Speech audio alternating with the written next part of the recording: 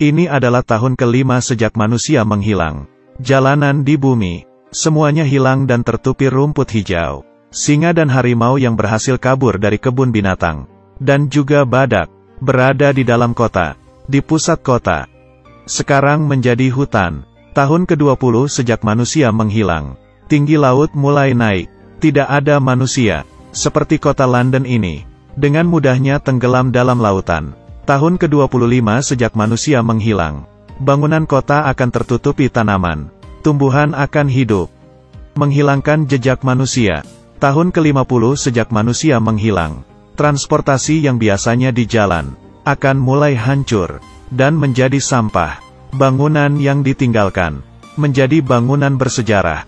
Di tahun ke-100 sejak manusia menghilang, yang bersama dengan manusia selama 125 tahun. Jembatan Brooklyn, setelah manusia menghilang, 100 tahun pun tidak bisa bertahan. Tali mulai putus, dan jembatannya mulai rusak. Pada akhirnya roboh. Semuanya menjadi peninggalan. Bangunan-bangunan roboh, dan buku-buku dalam perpustakaan. Semuanya juga menjadi abu. Dan itu semua kita kira. Peradaban ukiran batu, yang kita tinggalkan. 150 tahun sejak manusia menghilang. Jalanan di jalan akan mulai roboh. Dan bangunan tinggi menjadi tempat tinggal. Berbagai burung dan binatang kecil menjadi suatu ekosistem. Dan di saat itu, berbagai makhluk hidup air mulai bertambah.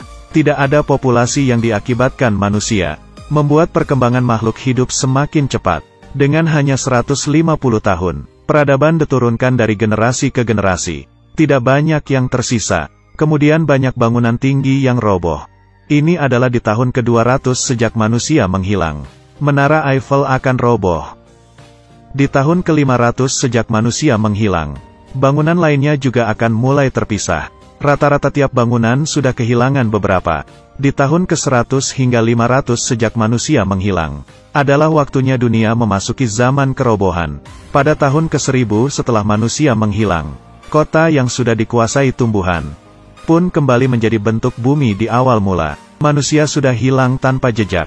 Tahun ke-5000 setelah manusia menghilang, alam di bumi pun kembali ke bentuk awal. Udara semakin bersih, air semakin jernih. Setelah manusia hilang selama 10.000 tahun, makhluk pintar pun menggantikan manusia, dan mulai mengontrol bumi. Besi yang mulai hancur, kayu yang mulai hancur. Di saat manusia menghilang selama 10.000 tahun, apakah masih ada bukti bumi begitu besar?